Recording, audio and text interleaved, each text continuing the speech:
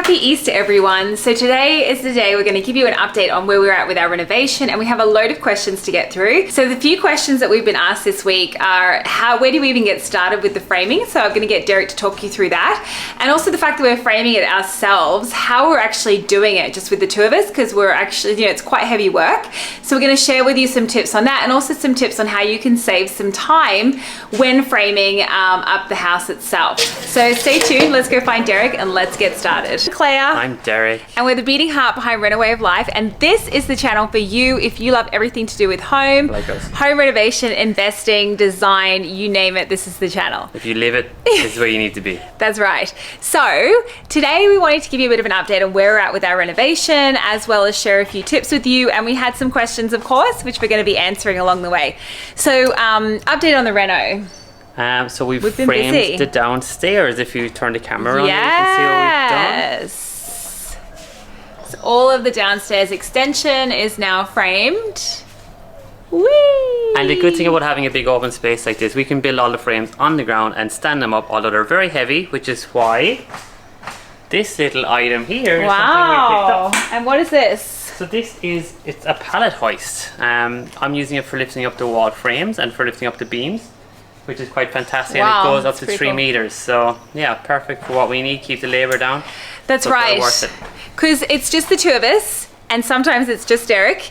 And we did try and lift one of the walls, which is, I wouldn't recommend it. We got it up part ways, then we were like, there's no way we're not going to be able to drop this. So the hoist came in super handy. So we were able to actually hoist it up, and Derek was able to maneuver it into place whilst we had it hoisted. I could help hold the wall without actually holding the weight of the wall, which is how we're kind of doing it ourselves. Yeah, which is great. Perfect. So it'll save money in the long run. I know it's an investment right now, but the resale on these, they don't lose much value. So if you buy it to do your house, you sell it again, you're saving a lot of money. So that's a really big tip too. If you're DIYing, it's, our big tip is to always get the right tools, but you can always sell them on. Correct. Awesome. Or else you get the bug and you just buy another house. Yeah, exactly. So another tip we have is that on the framing, the engineer specifies what you need. He asked for 450 studs, which is 450 mil between each of the studs, center to center. So when you're building them on the ground, if you put the bottom plate, which is this one down here, and the top plate, which is the two up there, if you stand them on top of each other and just get a piece of timber and mark it out to the size that you want, and you go along like that, and you just mark the timbers as you're going, and then you nail them all together, so you don't need to measure each time. It saves you a lot of time, and you can also get your studs nice and straight. Cool. And I'll share a little video of how we put one of the walls together. It's on a time lapse, but at least you can see it all being done, which is pretty cool. The other question that we had was just about termite control. So as you can see, the wood has a bluish greenish tinge. Yep, so it's termite resistant, I think. So it's coated to prevent termite attack. So it's only on the outside. So it's like a spray, it's been sprayed or dipped, but it doesn't soak into it. So every time you notch a piece out of it, there is a chance of termite attack. So you can always recoat that small piece with a paintbrush.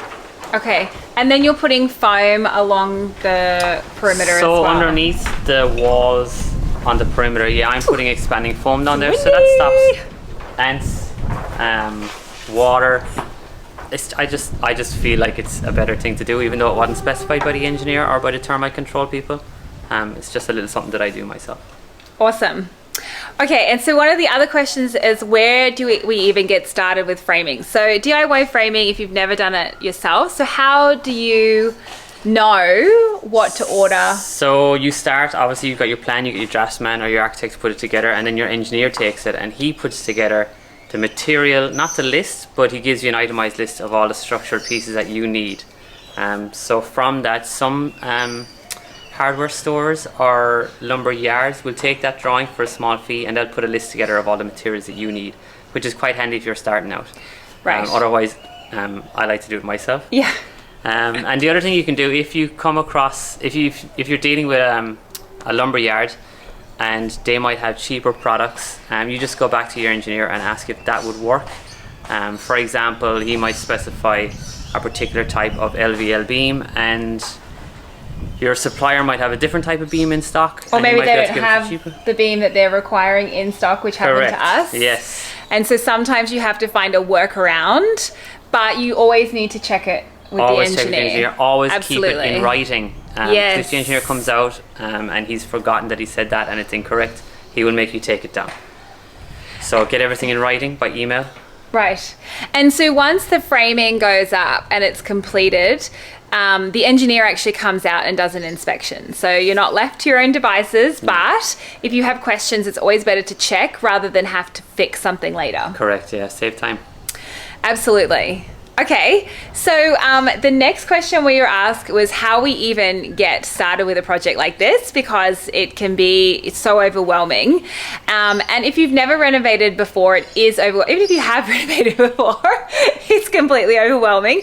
We're rebuilding the extension. We're also going to be renovating every single room in the house and building bathrooms and what have you. So part of that is having like a list per room, an itemized list of materials that we need, and keeping track of a budget. And over the years, we've created the Fixer Upper budget material and budget tracker. It's a bit of a mouthful, but and we also have a construction plan on that template as well, which basically is our timing plan. So we can punch in all of the information we need, dates, and if you're working with trades or not, you can use that construction plan, and that will help you also identify when to order materials. I am always chomping at the bit to order materials because it feels like we're making progress. But I find that if stuff's written down and you have a plan, you can see what's happening on a weekly basis, even though you can adjust it as you're going.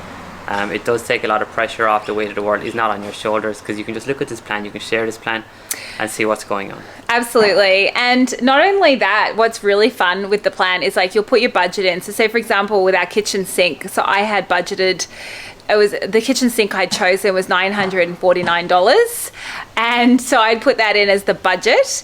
But then we actually picked up an amazing marble sink, a solid marble sink on Marketplace for $300. So when I punched it into my spreadsheet and my actual cost is $300, that's a $600 and something saving that I can put elsewhere in the house. Not really a saving then, is it? Yeah, well it is, but I get to allocate it somewhere else. So that's kind of the fun thing about, you know, using that kind of tracker as well. You're on top of the budget, and sometimes it goes the other way. So always we find that something will always come up or go wrong, so that you have to find money to pay for something else within the project. And so some of these little savings along the way and keeping track of what you budgeted versus what you're actually spending also helps to keep on track of that as well. Yeah. So this week as well, we also picked up some really cool Marketplace finds, and I'm going to share those with you as well. So the first one that we picked up was not the first one, but here are the ones closest to me. So these beautiful doors. So these are actually probably from a 1930s house, so a little bit older than our house. Our house was built between 1915 and 1919. However, it will go beautifully as the front door down here, and also the exterior doors to the office. So we're very excited about those doors. We also picked them up at a great price. $400. So that's $200 for each set. Which is amazing. And they're taller than your standard French doors, which makes it even better. It'll make it feel really more bespoke. Yes, I love different. it. Love it, love it, love it. And then I'll also share a little video here. This is the marble sink that we picked up. It's currently under wraps right now, which is why I can't show you, but here's the video. So you can see the marble sink. And then as we go through the project, I mean, I think pretty much every window upstairs is, we picked up secondhand because we wanted the original windows for the casement windows for that Queenslander. We also picked up a couple of toilets this week. So on the a fun tip for you if you are renovating is if you're going into any kitchen, bathroom, showrooms, those sorts of things, usually they will have X display stock on sale at some point. So you could always ask to go on your email list or call and check in regularly. We picked up 2 toilets that were 50% off the showroom floor just because they were ex-demo stock. So I mean, obviously they've never been used, they've just been sitting in the showroom, so they're as good as new. And you know, they're really good quality toilets that we picked up for a fraction of the cost, which is exciting. Very.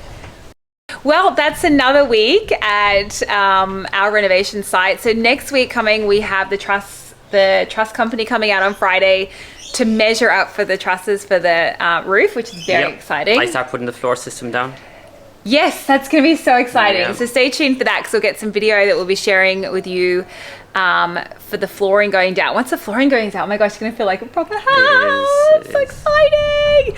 And then when the trusses come on, so we'll probably have to get some help in. We can't DIY the trusses. I'm not very comfortable standing up and bringing trusses in. So we'll definitely get some help on that. And that's something just to consider when you're doing a DIY project yourself, is you don't have to do everything yourself. We're doing as much as we possibly can, but we are also understanding our limitations because it's just the two of us and we have 3 young kids under 4. So it's a great way to save money, but also remember that you can't necessarily always do everything. That's right. Yeah. Okay, guys, well, happy renovating and we'll see you next week. Bye. Bye.